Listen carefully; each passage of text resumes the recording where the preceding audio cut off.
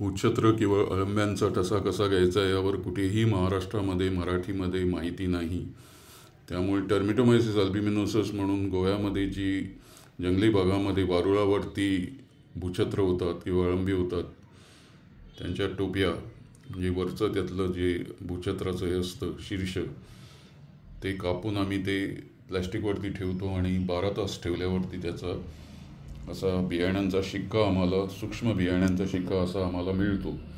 त्याचा सूक्ष्म अभ्यास आपण जनुकशास्त्रामध्ये, आपण वर्गीकरणामध्ये आणि इतर त्यांचे या सूक्ष्म बीजांचे म्हणजे बॅसिडियोस्पोर्सचे गुणधर्म तपासण्यासाठी आम्ही त्यांचा वापर करू शकतो.